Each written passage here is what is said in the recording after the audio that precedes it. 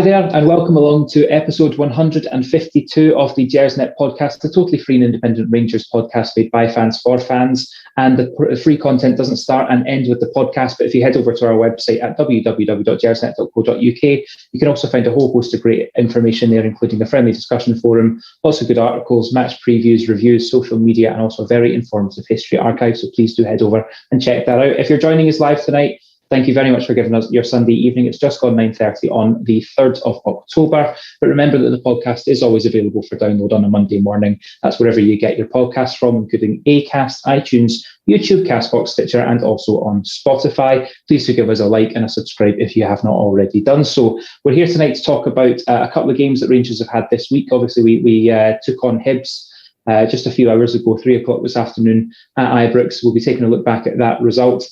And also discussing the game away in Prague from Thursday evening.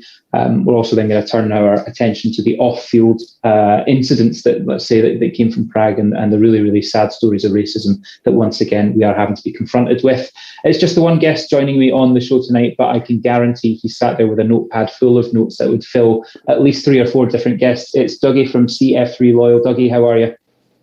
Yeah, I'm good. I am feeling it tonight. Whatever it is, but I'm in a more positive mood tonight than I was on Thursday night anyway. Ross, what about yourself? How are you doing? Yeah, very good. It's a strange one, isn't it? Because I'd say that certainly probably the first half hour, 40 minutes of that game, it was the same old story of this season, and it was looking like being a really negative night. But yeah, it's funny how Ryan Porteous changed things around for us. It did. It changed the game, no doubt about it. And I'm sure we'll go on to talk about the red card. We've had many of opportunities this season to play against 10 men. It was still up to us to make it count, and I'm very happy to say that we made it count. Otherwise, you'd have seen 2 very unhappy faces tonight. I'm sure I would have done, yeah. Well, let's get straight into it then. The game against Hibs, and it was clearly, I think, Dougie, going to be the toughest game domestically that we've had all season. Hibs unbeaten until today, looking to go top of the league. Rangers knocked off top spot yesterday when Hearts got their result against Motherwell. And the lineup comes out, an hour and a half or so before the game, and there were definitely a number of changes to that starting 11, and possibly some surprises in there as well. The likes of Tavernier being dropped for Nathan Patterson.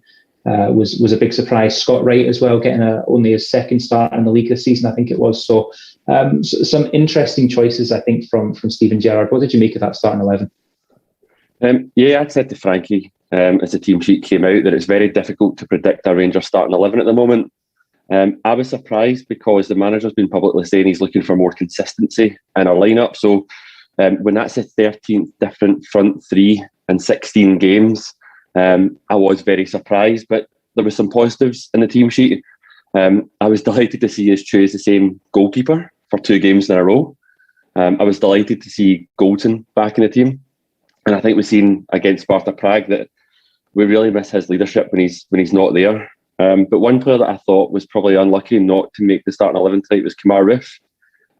I feel he's a player who needs a run of games at the moment, but I'll certainly take that kind of impact off the bench from him today. Yeah, it's a strange one. I felt that, I think that Kemar Roofe is probably our most naturally talented striker, and probably our hardest working striker as well.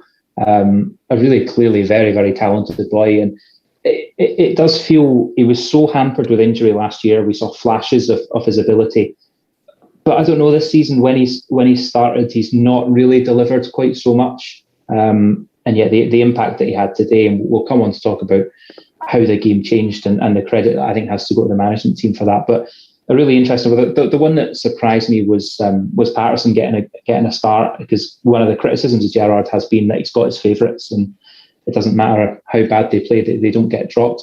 What did you think of Patterson's performance? Obviously, he set up the first goal with an absolutely stunning ball in, but were you impressed? I think one of the things that I'd say before going on to talk about Patterson is I don't like to use the word dropped. Gerrard spoke post-match about needing more players and fans to trust the judgments that he's making, and he's spoken before around load balancing and load bearing, and I think that's what it is when it comes to rotating between Tav and Patterson. We are very fortunate to have 2 the two best right backs in the league. Patterson's a huge prospect. We need to keep him happy. Everton were sniffing around him in the summer. If we don't play Nathan Patterson, he will leave. So we need to be really careful as to how we manage the game time between Tav and Patterson.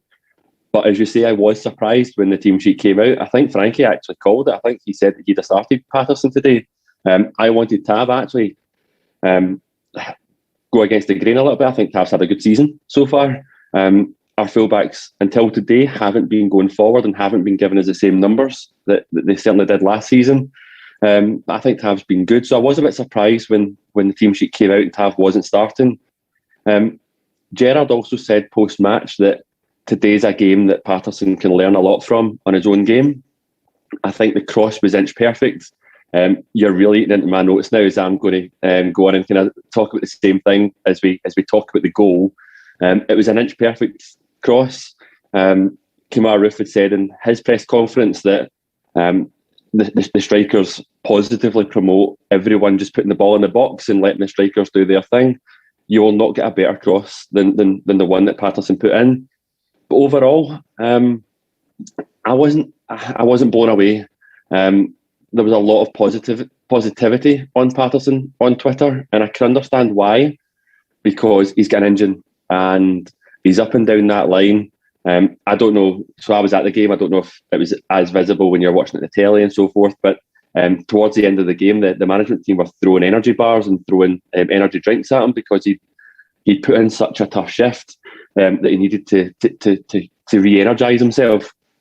I think that's what he gives you. I think he gives you a lot of that energy up and down the line, and that creates a lot of problems. You know, when he goes forward, it creates spaces. It drags players out of position. But his decision making wasn't great today.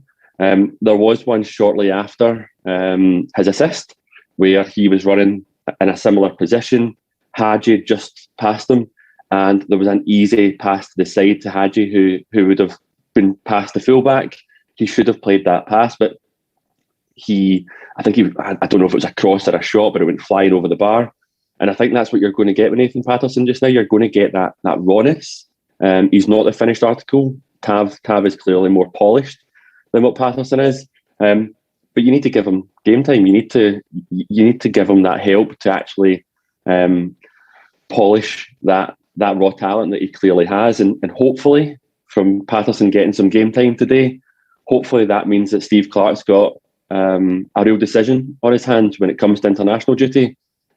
People can't use the excuse that Patterson's not been playing because he got 90 minutes today.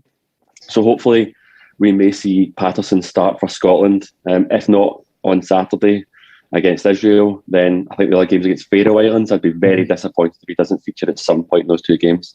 Yeah, I think you're spot on. And it goes back, actually, quite interesting that you referred to what Gerrard said after the game, that there's a lot from that match that Patterson can learn from. And that's the rawness that you refer to, that issue whereby he had Hadji on his right hand side, and it was a shot that was nowhere near. It was a really silly decision to make. And Clive Tilsley on commentary made the comment that he can't even look at Hadji after he's made that decision because it was such a bad call.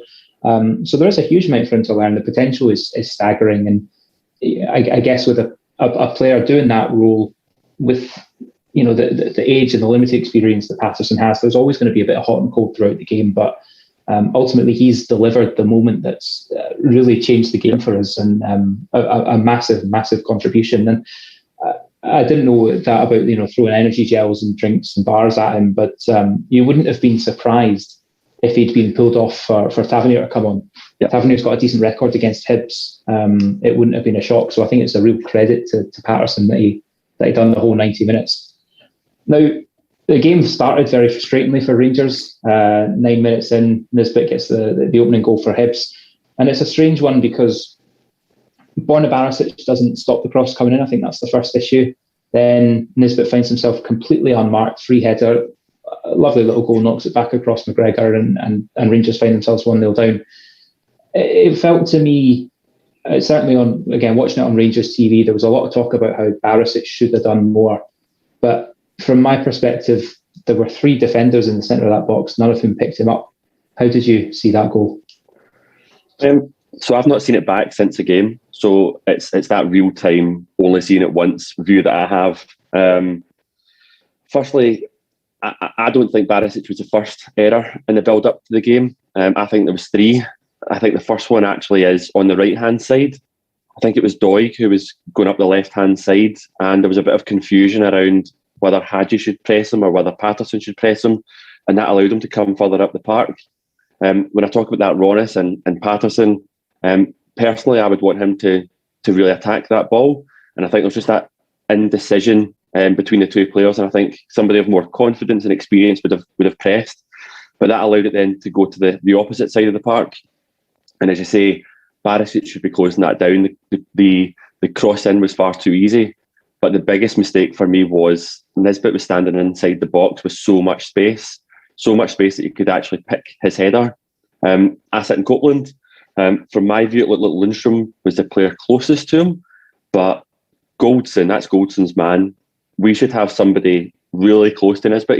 He's their main striker. He's, a player that we've scouted for many, many years. We know what Nisbet brings. We should have somebody pressed tight on him and not allowing him to have that much space and time to pick out his header.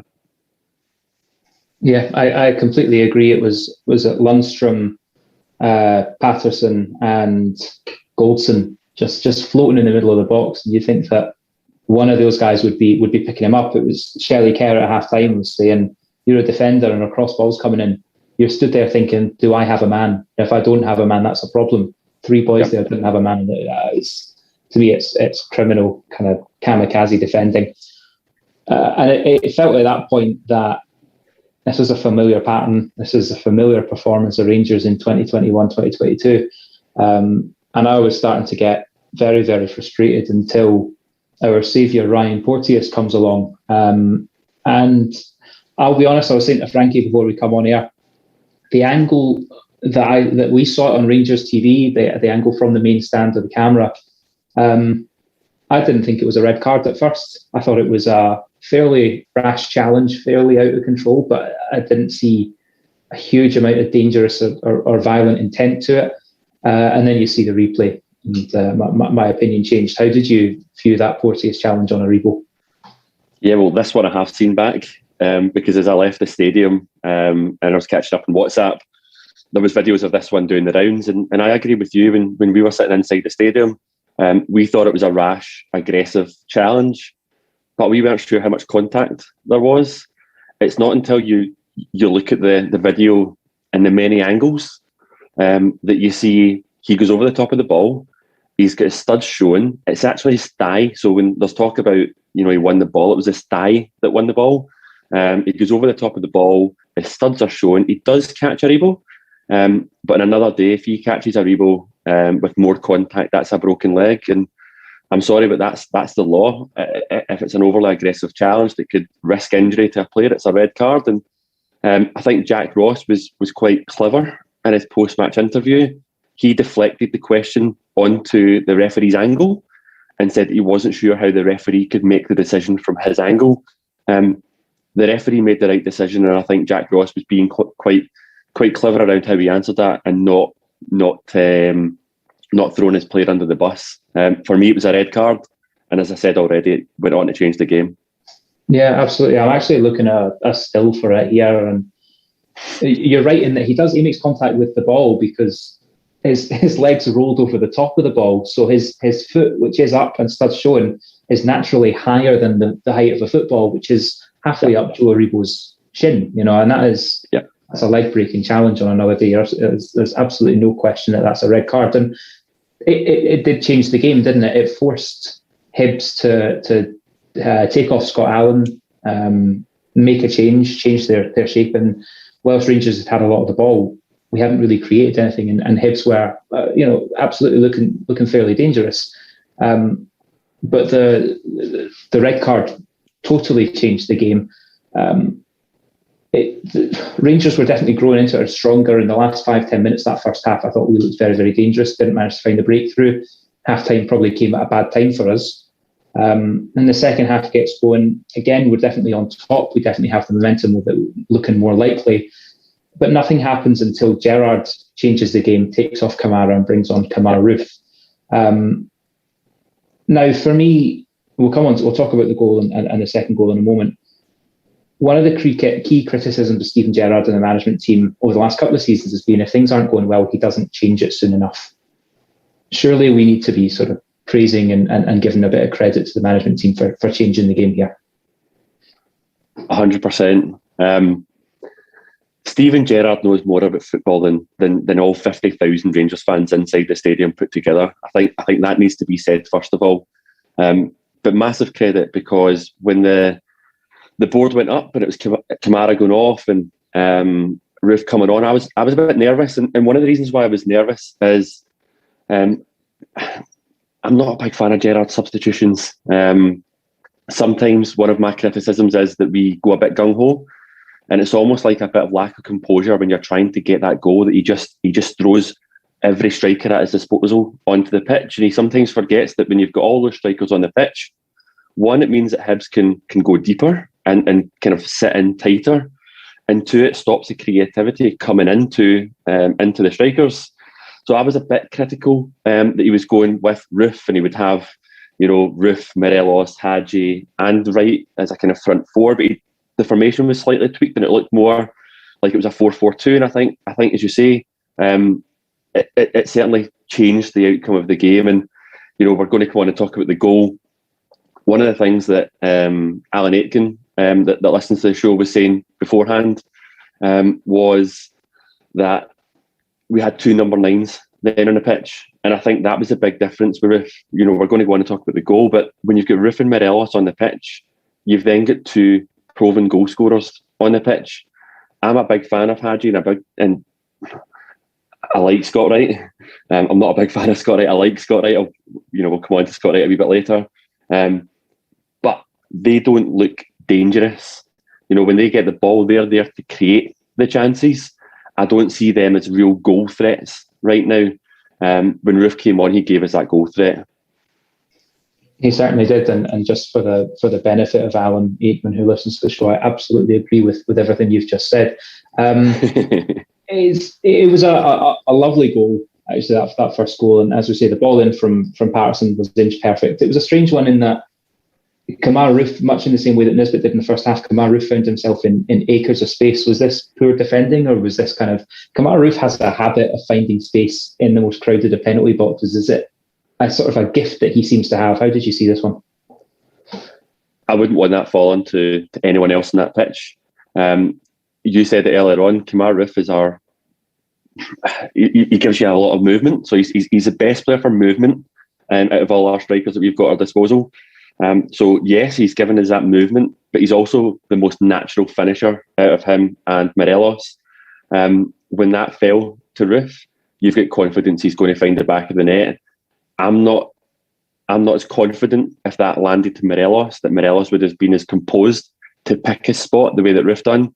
But as I said already, that's why you've got two number 9s, and Morelos then went and showed you what he can do. And I think it was really important today for our centre forwards, for our number 9s, to get the goals today. We've not scored as many goals. I don't have the stat in front of me, but somebody sent me a stat that said if you take the cup game out of the equation, we I can't remember exactly how many goals it is, but we have not scored a lot of goals this season. And I think a large part of that's because our centre forwards, our goal scorers, are not the ones finding the net. I think that goal will do both Roof and Morelos a world of good. Yeah, I think you're right. Tilsley was referring to that as well. It's just that the strikers are out. I think it was Morelos' second league goal of the season. It's so out of character for our strikers who were so all-conquering last season.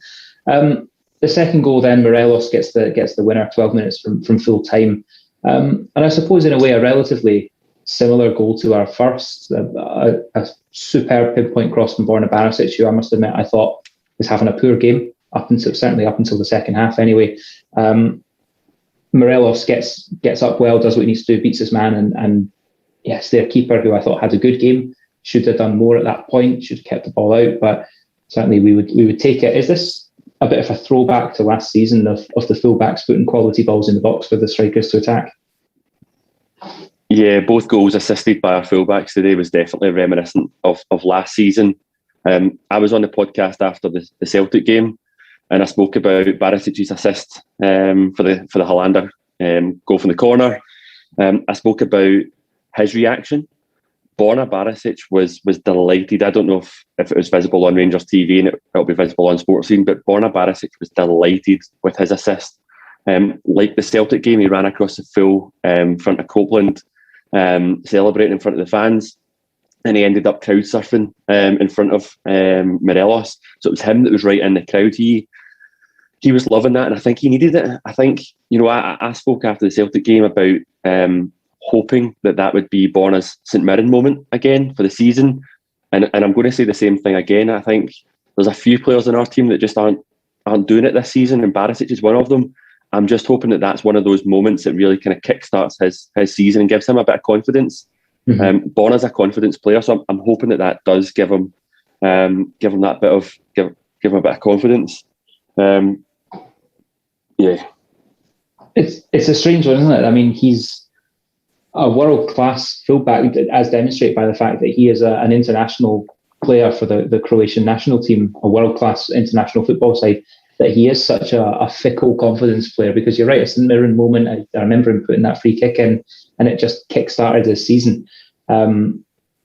Is it possible, today's game was highly intense, and you could see the reaction from Gerrard at the end. We'll come on to that again in a moment. Some of the players were clearly absolutely thrilled with that result, and worked hard for it as well, because as everyone says, it's not easy to play against 10 men. It's certainly not easy to play against a side that have gone 1-0 up, because we know that Scottish sides are just going to sit back and contain.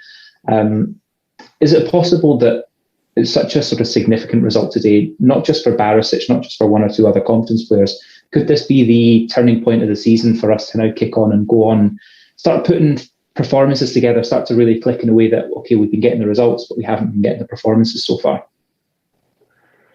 I tell you what, I would rather be not getting the performances but getting the results than our neighbours across the other side of the city who, they keep playing Ange ball and they're getting all the plaudits for how well they're playing, but they're not picking up the results. Give me the 3 points any day of the week. There was talk getting into today's game that it was a must-win game. If we lost the game or dropped points today, it would be a mini crisis. I get that.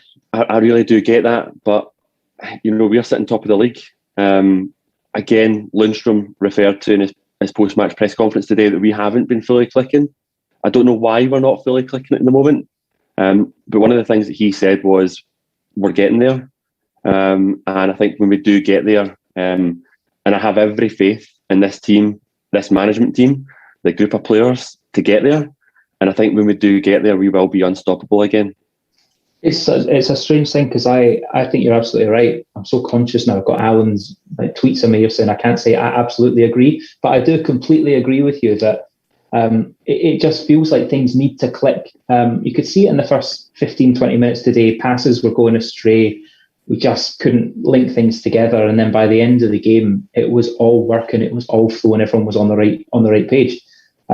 It does feel like there has to be a point at which everything will click, everything will gel, and we will go on a run. Because I said it on the podcast last week, last season was incredible for us for so many reasons. But we played our best football maybe in the first sort of 12 to 15 games of last season. There were periods, particularly after Christmas, where the football wasn't great and where we ground out results, and sometimes we didn't ground something. We dropped points to the likes of Hamilton, and it wasn't always all conquering. And so if we now kick on and have a good 5, 10, 15 games, people forget the sort of poor quality football that we're playing at the moment. And let's not forget, we're 1 or 2 points worse off than we were last year. It's not a bad position to be in. That said, Dougie, we now come to the international break. We haven't got a game next weekend. We haven't got a game till the 16th when we take on Hearts. Again, on paper, the toughest game that we'll have had this season, looking at their form and where they are in the league. It's a bit of a cliched question, but after a result like that today, is the international break coming at a good time or a bad time for Rangers? I hate to keep going on about the post-match press conferences, but I loved John Lundstrom's comment when he said that he'd love a game next week. I think he's a player who's starting to grow into the Rangers jersey, and he was very deserving of his Man of the Match award. I also like this comment that Rangers are a must-win football club. I think it's a sign that he's really starting to get what it means to play for Rangers. But as for the international break, I do think it's coming at a good time. It allows us to regroup, and hopefully it allows us to have the likes of Ryan Kent return from injury, and he will make a massive difference to us. I think we have missed Ryan Kent, albeit he has been off form. I'm just hoping that we come back injury-free and COVID-free from the international break, because I think that's massively important. Yeah, and we don't seem to have had much luck, not necessarily with internationals, but certainly with injuries and COVID. It has taken more of an impact this season than it did a year ago. One final thing on today's game, and I just have to concur with what you say about John Lundstrom. I mean, we had such high hopes and expectations in pre-season when he looked excellent and a cut above. Very difficult start to the domestic campaign, but he's really grown into that role, and I think he deserves a lot of credit for the way that he battled through that. And it was a funny comment from Gerrard in his post-match press conference where he sort of said, "Yeah, I don't want to take all the credit for this, but we left him out midweek so that he was ready for today," and it worked. And it's things like that you have to acknowledge the intellect of that management team. Gerrard after the game was clearly very emotional, very passionate, pumped up, and wanted to celebrate that result. I know one or two of the players were doing the same, and you'd have got a great view of that where you were at Ibrox. We've seen this once or twice before, notably when he's grabbing the camera at Parkhead after we beat them for the first time in the league there. Is this something that you like to see from Gerrard? Do you like to see that passion?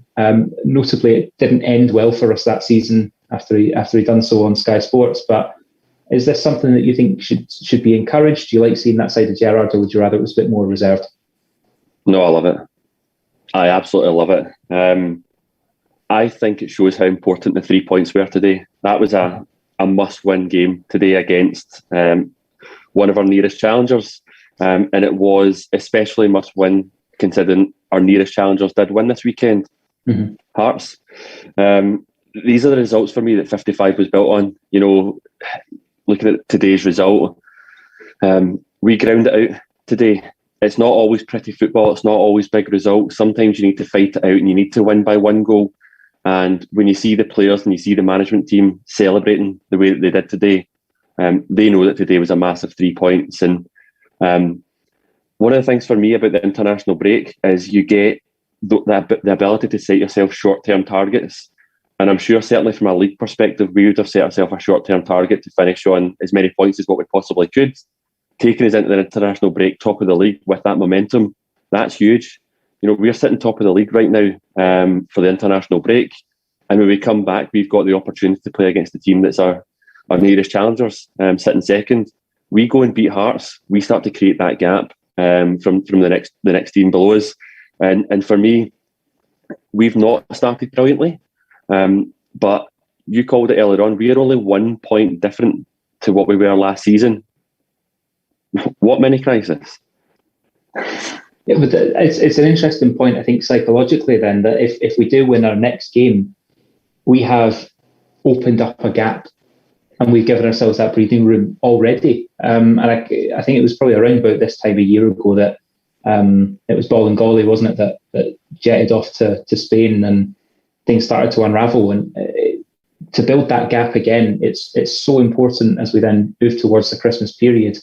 I guess one question that I wouldn't have let you prepare for is, are you pleased with where we are at this point of the season? I guess on paper, yeah, we're in a very strong position. One of the things I spoke about, and I think it was the end of season pod. It was either the end of season pod or the very first podcast of the season.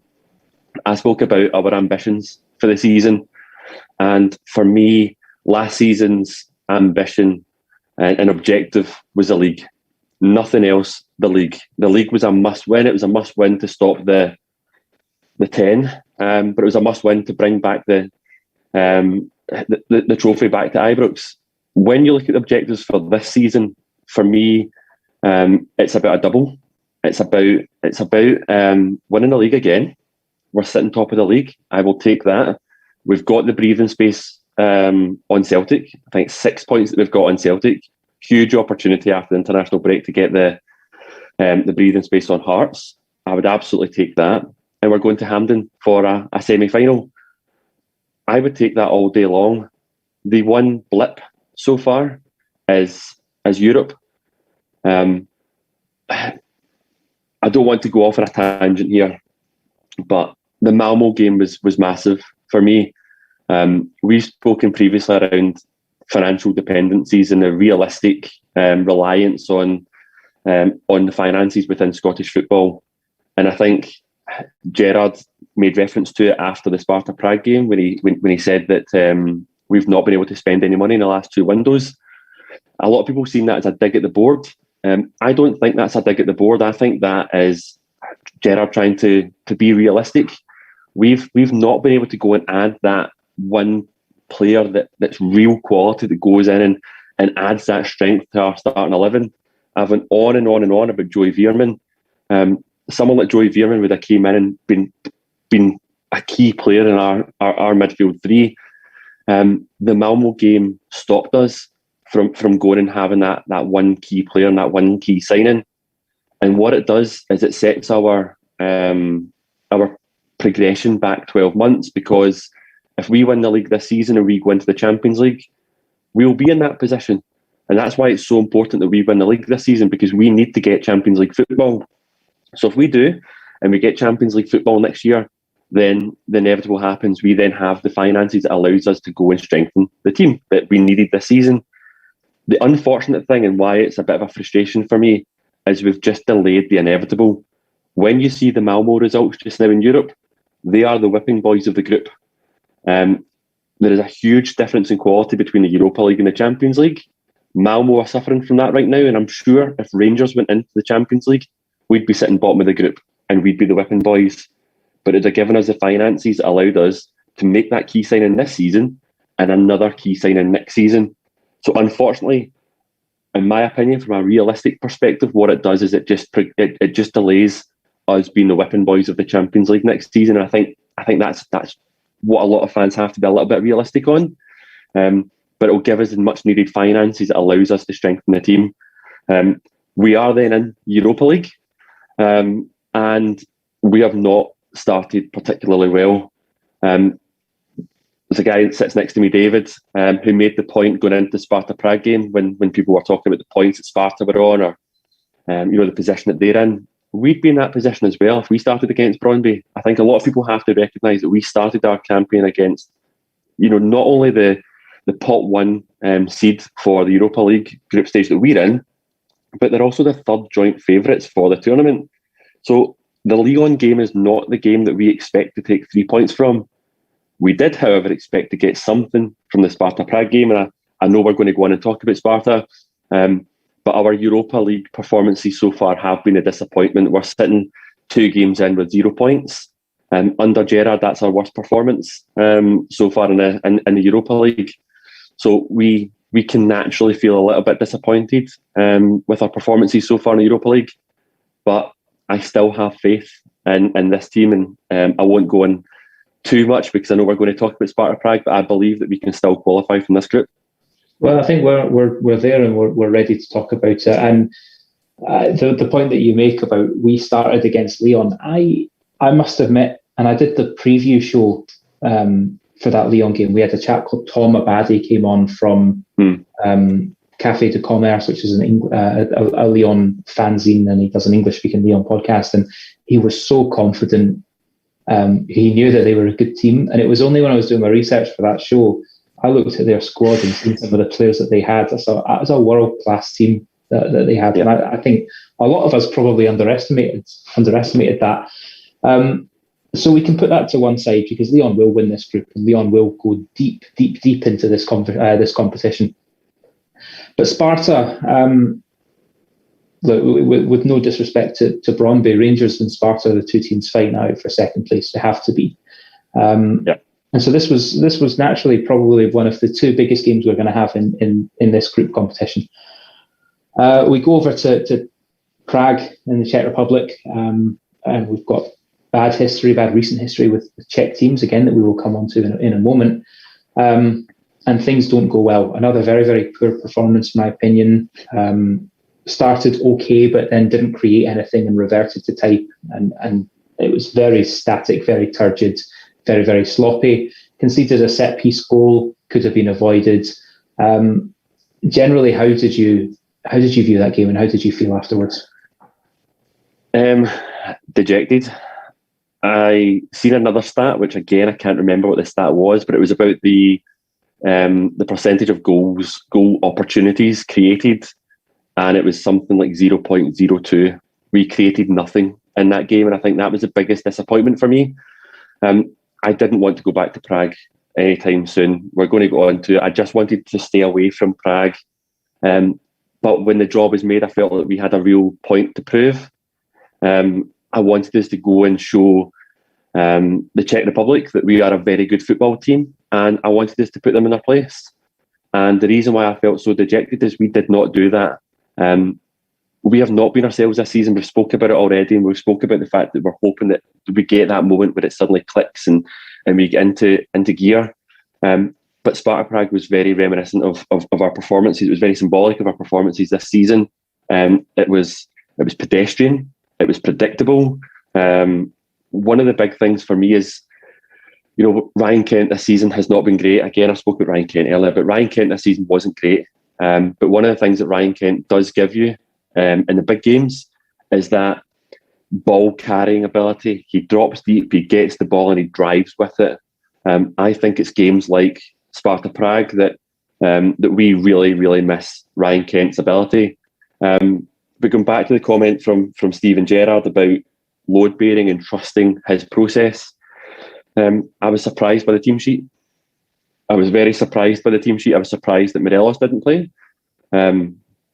He's only scored his 2 goals, second today in the league, but he is our European talisman. Gerrard referenced it last season in one of his post-match press conferences that the Europa League seems to be his competition. He raises his game in this competition, and I think it's because of the spotlight that's put on it and the fact that it is European-wide. He wants to get his name out there. That's what Morelos is all about. So I was surprised to not see him play, and it felt to me like we were deprioritising the Europa League and we were prioritising today's game, and it's not worked out on Thursday night, and it's worked out today. I don't know how I feel about us sitting in 0 points in the Europa League but sitting top of the league, because the league is our priority again this season to get the Champions League. So I kind of feel myself a wee bit conflicted that we did rotate the team and we did lose as a result. But, as a result of us resting players, we've then gone and won today and we're sitting top of the league. So I'm a bit conflicted. I'm feeling a bit conflicted about Thursday night, but I am very, very disappointed to come away with nothing. We had players missing, but I listened to the pre-show podcast ahead of Thursday night's game, where we had the Czech specialist on the show, and he made it clear that Sparta Prague were missing players as well. So that was 2 teams that weren't at their best. And they came out the best on the night. I think it's a huge game when it comes back to Ibrox, and I want the fans to be electric that night. I honestly can't tell you how much I hate Sparta Prague right now, and I expect a rocking, fierce atmosphere at Ibrox that night. Yeah, I think you make a really good point about team selection and deprioritising, and I'm the same as you. I don't necessarily know if I agree with the decision. I mean, actually, long term, probably just about do, and that's for the reasons that we've already said. We started with our hardest game. We haven't played the easiest team, let's say, in the group, and again, no disrespect to Bromley. So I don't know that I agree with it, but I absolutely understand it, if that makes sense. It's a really strange one, and the game, there's probably no point in us discussing the game in too much depth, because it's very similar to other games that we've had this season so far, and it's just a wee bit depressing if we do that. But in terms of our prospects within the group, I mean, none of us particularly want to drop into the Conference League. Right, fair enough. If we do drop into the Conference League, I'm sure we'll have a wonderful away day somewhere, and we'll all go and enjoy it. But we want to be a Europa League side for as long as possible. We want to believe that we can go further than we did last season.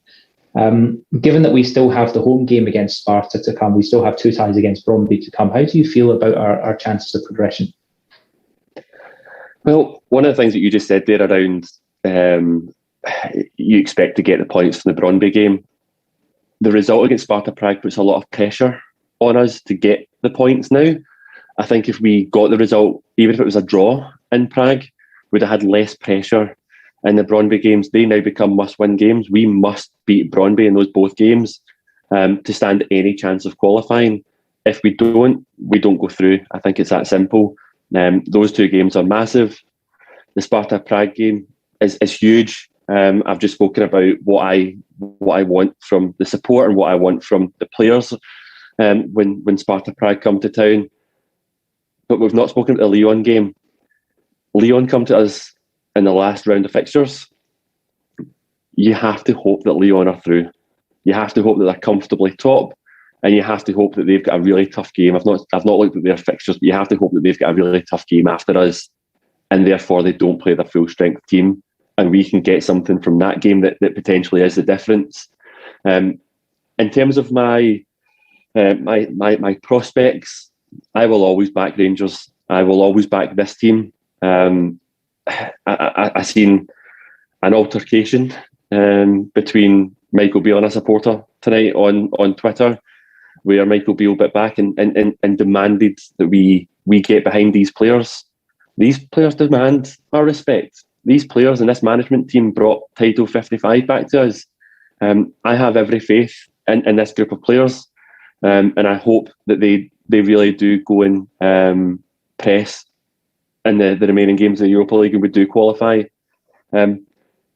But the Conference League is a new competition this season, and it does give us that contingency that if we do not qualify for the Europa League, that there is a prospect of European football after Christmas and a albeit lesser competition. But the finances between the Europa League and the Conference League are not vast. It is not huge differences.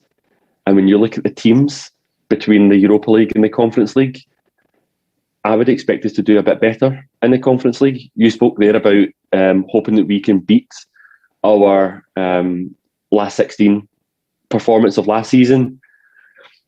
One of the things I said on Twitter recently was when Steven Gerrard referenced the fact that we've not spent any money in the last 2 transfer windows, one of the points that I think he was making is that if you want to progress in this competition, you need to keep strengthening every single year.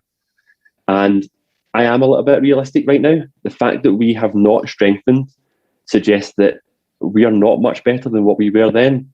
And therefore, I don't think we can expect this team to keep qualifying for the last 16 of a major European competition and even expect to go further. So worst case scenario, if we do drop down to the Conference League, there's a bit more realism around the opposition. And I would like to think that we'd be in the top group of teams in that competition.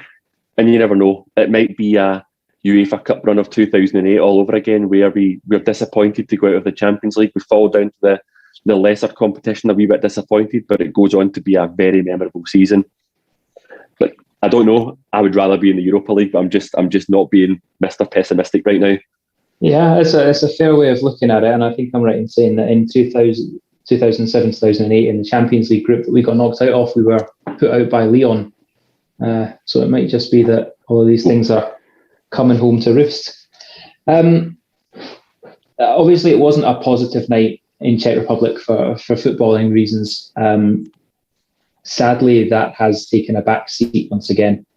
After the Slavia game last season, and all of the ugliness and the bitterness that came from that, which lasted a long time, weeks and months of fallout from that. Footballing bans that then excluded players from a number of games, a really kind of bleak period for Rangers, for European football, for the Czech Republic football. It's a horrible incident. None of us wanted to see a team from the Czech Republic coming out in our group, and it's immediately what we got. Immediately we find ourselves going back to Prague. Sparta themselves had a stadium ban, or a stadium closure for racially abusing a player from Monaco earlier in Champions League qualifiers this season, but get special dispensation from UEFA to allow 10,000 school children from the Prague area to attend. I don't know about you, Dougie, but for me it was obvious within the first 3 or 4 minutes that every time Glenn Kamara touched that ball, he was getting abused. So the booing went on constantly until Kamara got himself sent off. Harshly, in my opinion, got sent off, but that's kind of by the by. There was some booing I felt for every black player, whether that was because just the racism is so prevalent they don't like any of Rangers' black players, or perhaps more depressingly, they didn't know which black player was Kamara, therefore will boo them all. I don't know which I would prefer to be the case.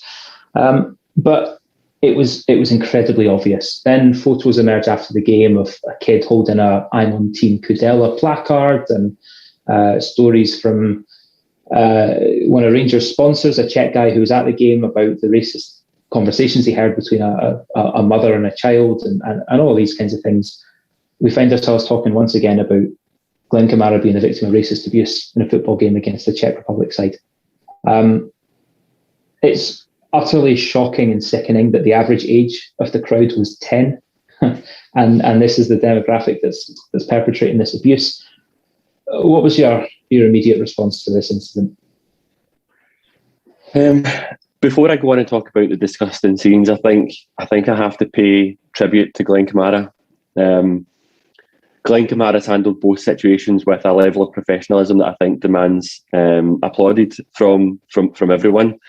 And I think there's a lot of people around, a lot of footballers around Europe that have certainly paid their respects to Glenn Kamara on social media. He didn't warrant his yellow card, but he went off without fuss, and that's the level of professionalism that we expect from a Rangers player. So first of all, my respect to Glenn Kamara, and I think it's sad that a young player's having to go through this, and I have every faith that the Rangers management team will be putting their arm around a youngster and supporting him through what must be a really awful time just now. So massive respect to Glenn Kamara. In terms of the shocking scenes, it's depressing. Let's be honest, it's 2021.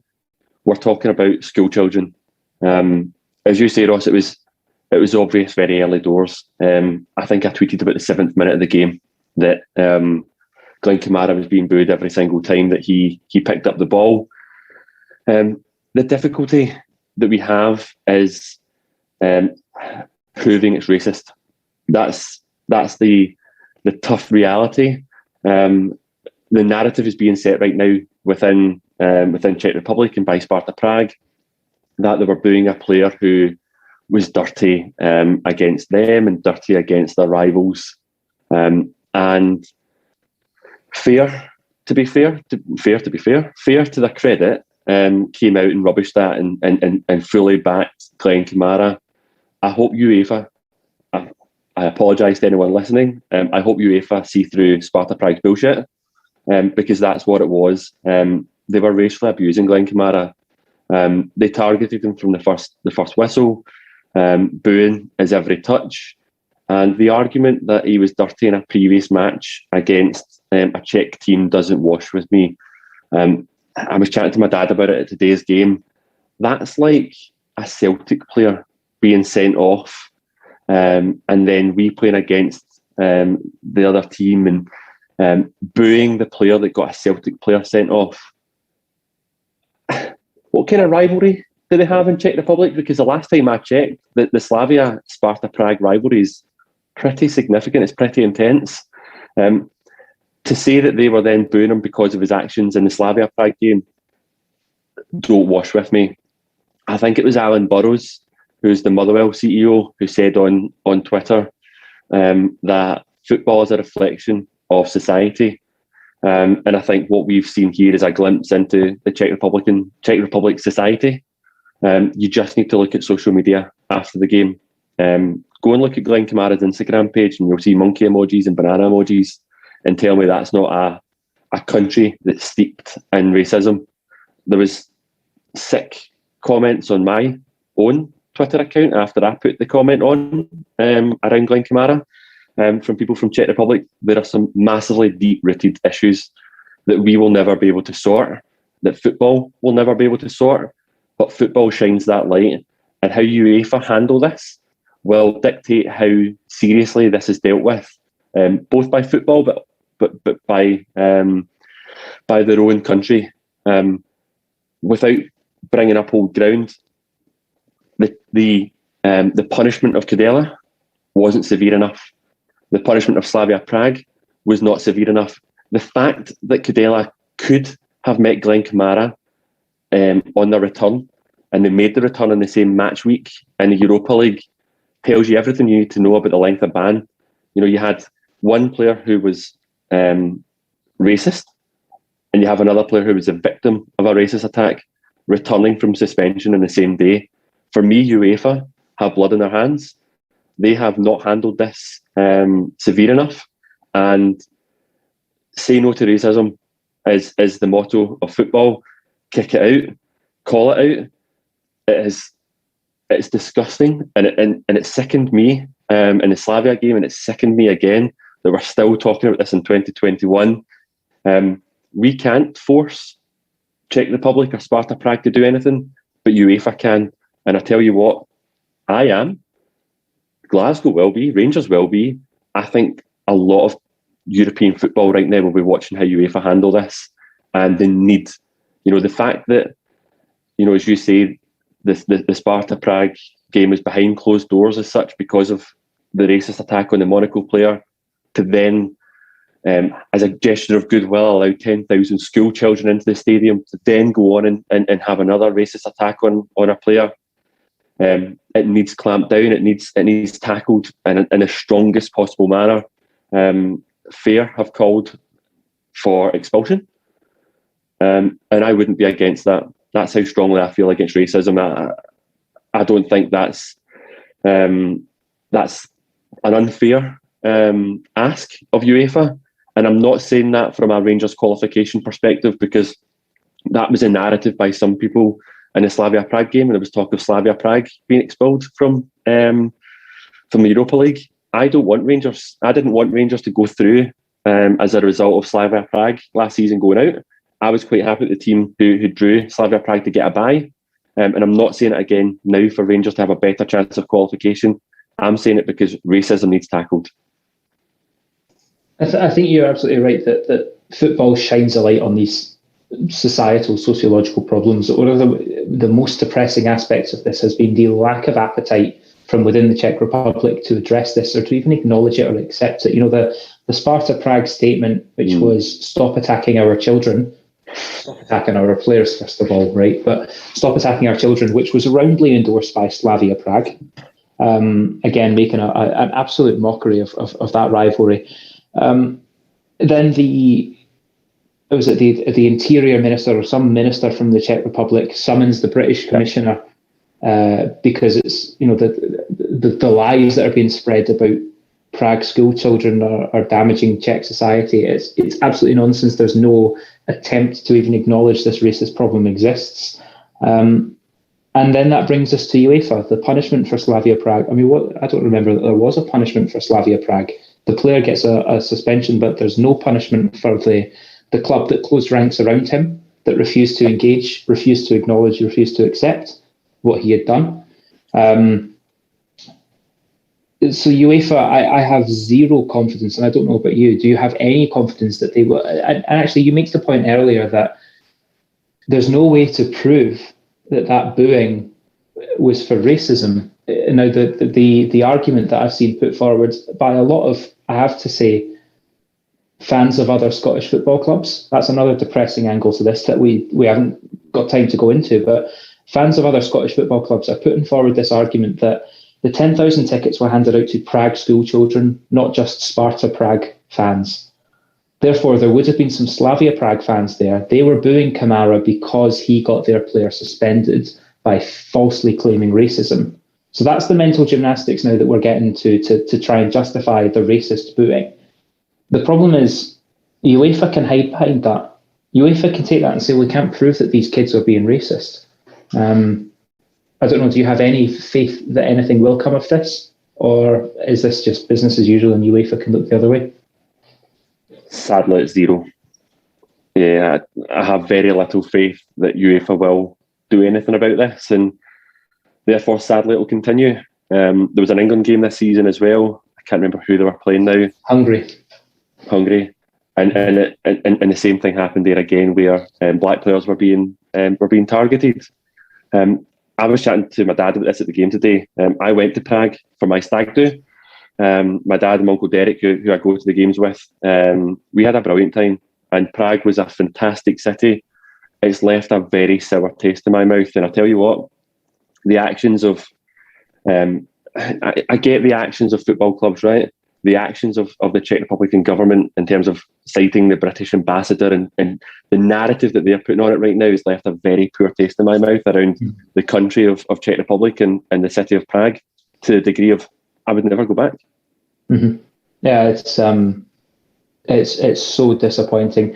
There's so many other disappointing facets to it, like no comments at all from any of the kind of political or social commentators that are so keen to jump on any incident that's coming from a Rangers perspective. Absolutely none of that, again, to be expected. No support for the club, no support for the player has been offered. But that's where we find ourselves. It almost feels a shame to end today's show and what's been a really positive day by focusing on racism again. But it's such an important topic for us to look at, and it's not something that we should allow to pass by without comment. So I hope that the listeners can forgive us for kind of having a sad end to the show there, but I think it is really, really important. That does bring us to the top of the hour, and I think it's about time that we wrap this one up after a really, really positive day in the league that sees Rangers reclaim the top of the league as we head into the international break. We'll be back with another game on the 16th, Saturday the 16th of October at home against Hearts, where, as we say, we can really start to put some gap between us and the rest of the pack. A massive thank you, as always, to Dougie for giving up the Sunday evening and coming and giving us the benefit of his wisdom and his insight. And a big thanks as well to everyone who's joined us live tonight on the YouTube stream and given us their questions, their comments and their thoughts. Thank you very much for being with us this evening. The show will be back next weekend. It's an international break, but there will be a few of us. I think it's Colin, myself and John will be back taking a look at a few things. I imagine we'll look at the vaccine passport situation, as well as appraising the season so far. So please do join us for that. That'll be next Sunday, the 10th of October at 9:30 p.m. on the Gersnet YouTube stream. Until then, please do head over to the website, have a look at the content in the forums at www.gersnet.co.uk. You can grab all of your Gersnet contributors on the forums there, so please do get involved. Until we're back next week, thank you so much for joining us. Stay safe and have a great week.